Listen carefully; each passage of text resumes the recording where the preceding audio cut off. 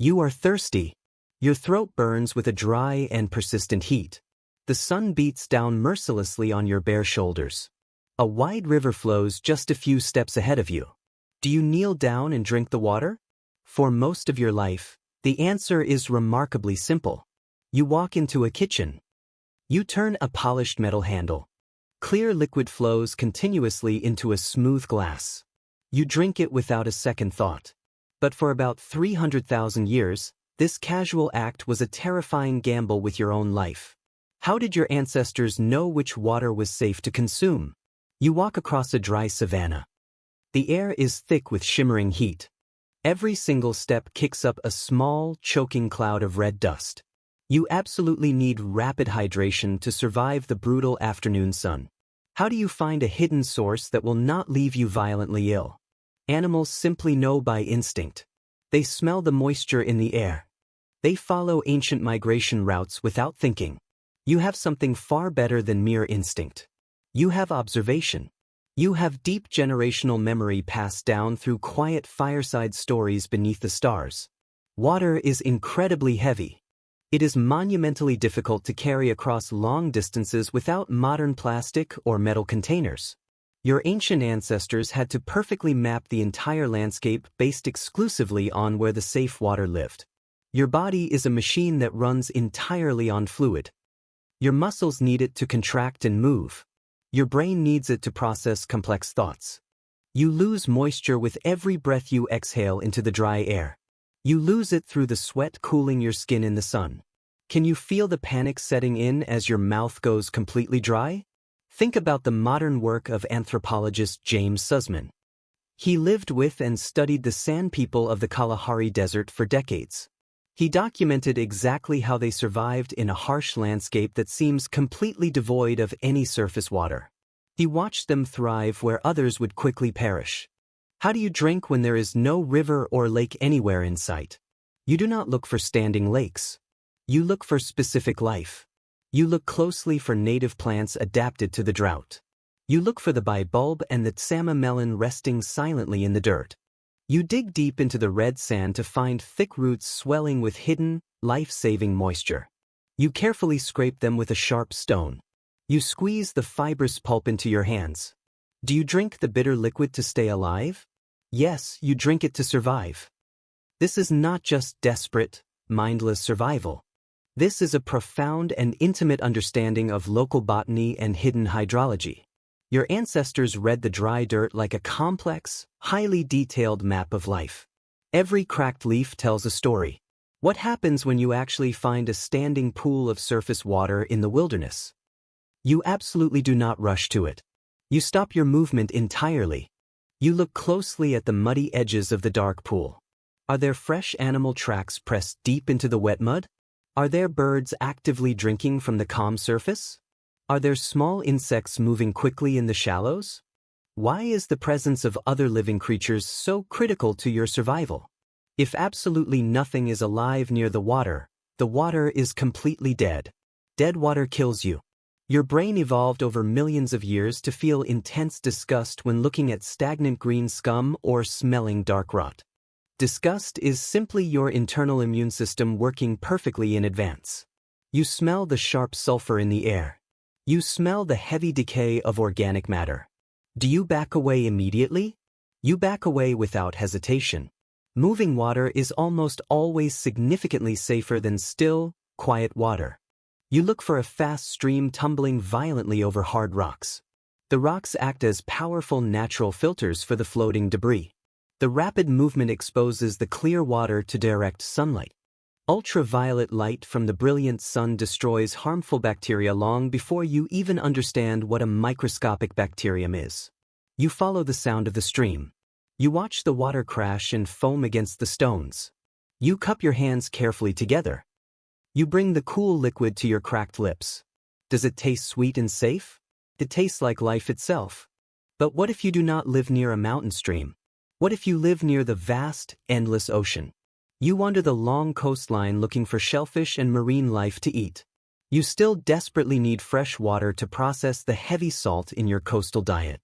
Where do you possibly find fresh water on a salty beach? Archaeologist Curtis Moran spent years meticulously excavating a site called Pinnacle Point in South Africa. The dark caves there show that early humans thrived on the dangerous coast roughly 160,000 years ago. They ate sea snails and dark mussels gathered from the tide pools. They also mapped the precise locations of hidden freshwater springs seeping slowly through the massive coastal cliffs. You follow the bright green vegetation growing unnaturally against the dry, salty rocks.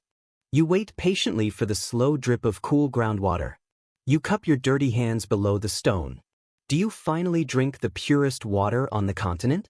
You drink deeply and gratefully. Finding safe water is a triumph of human observation. But finding safe water is only half the overwhelming problem. You need to take it with you when you leave the spring. You desperately need a portable container to survive the journey inland. How do you possibly carry a flowing river into the dry desert? You look carefully for large eggs. You eventually find the massive, abandoned nest of a giant ostrich in the brush. You carefully take a heavy egg and consume the thick, rich yolk hidden inside. You now possess a thick, incredibly durable natural shell. You use a sharp stone tool to slowly drill a small hole in the curved top. You fill it carefully with clean, cool spring water. You plug the small hole tightly with damp grass and wet clay. Can you now walk away from the vital spring? You can finally travel away from the water source. Archaeologist Christopher Henshelwood discovered thousands of fragments of these exact ostrich eggshell canteens at Blombos Cave in South Africa. They date back over 60,000 incredible years. Some of these vital containers are decorated beautifully with complex, intentional geometric carvings. You do not just silently carry water through the landscape. You proudly claim the water as your own personal resource. Do you mark your essential survival tools with early art? You carve lines into the shell to show ownership and meaning. The carvings might tell a story of where the water was found. They might signal to other tribes that you are a master of the landscape. Anthropologist Polly Wiesner studied how early humans used firelight conversations to share exactly this kind of crucial survival information. You sit around the fire and describe the hidden springs. You warn your children about the stagnant pools that smell like death. Do you realize you are building a database of survival? You are passing down the most important knowledge in human history. Let us recreate a typical day in your life during the late Pleistocene era. You wake up slowly on a soft bed of dry grass. The early morning air is biting cold against your skin. You hear your large family moving softly in the gray twilight. You are all intensely thirsty after a long night of sleep. Where will you go to find the water you need today? You do not walk to the large, muddy watering hole where the massive herbivores gather to drink. That stagnant water is thick with animal waste and invisible, deadly parasites. You walk purposefully further up the green valley. You go directly toward the high, jagged rocks in the distance. You look intently for the narrow cracks where the earth silently bleeds clear liquid. You find the hidden, dripping seep beneath a large boulder. You fill your leather skin bags and your carved eggshells. You return safely to your family bringing life itself. You survive another day. The seasons change and the climate shifts. The ice age retreats and the world warms. Then everything suddenly and drastically changes forever. You make a terrible, world-altering mistake. You invent human agriculture. For hundreds of thousands of years, you constantly moved away from your own physical waste. You followed the clean, pristine water across entirely new continents. Now you decide to settle down permanently in one place. You build a strong, permanent house of mud and heavy wood. You plant neat rows of crops in the fertile soil. You successfully domesticate large, dirty animals like pigs and cows. You put all your new animals in a small pen right next to your permanent house. What happens to the water now? Where does all the massive amount of animal waste go? It goes directly into the soft ground beneath your feet. It goes directly into the small river that runs right through your new, crowded village. You have just unknowingly poisoned your own vital water supply. Why did you trade your healthy nomadic life for this dangerous new settlement? Agriculture is a terrible and seductive trap. Hunter-gatherers had significantly safer drinking water than early, settled farmers. Farmers lived constantly near their own stagnant, dangerous waste accumulating in the streets. The famous Neolithic Revolution brought devastating, sweeping outbreaks of cholera and bloody dysentery to human populations.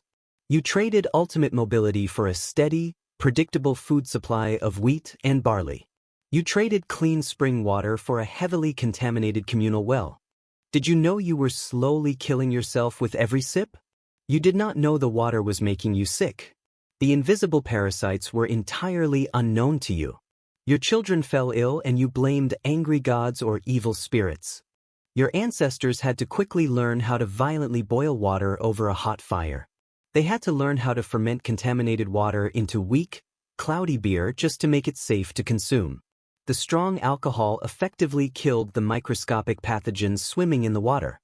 You began drinking mild, intoxicating poison just to avoid the deadly bacteria swarming in your own village. Is it not strange that beer essentially saved human civilization? It is strange and entirely true. Fermentation became a survival mechanism rather than a luxury. You brewed weak alesh and meads to hydrate your family safely. You masked the taste of the stagnant well water with herbs and bitter roots. You lost the ancient art of tracking hidden springs. You lost the ability to read the dry dirt for salmonmelons. How much of your ancestral knowledge vanished when you built the first city walls? Almost all of it vanished into the dirt. You forgot the deep generational silence of the desert. You forgot the emotional burden of carrying ostrich eggshells across the burning sands. You replaced the wild rivers with lead pipes and stone aqueducts. You separated yourself entirely from the natural cycle of hydration. You built a world where water is expected, not hunted. You think about this massive and perilous journey today. You stand quietly in your modern kitchen. You turn on a shiny metal tap. You fully expect pure, safe water to flow endlessly into your glass.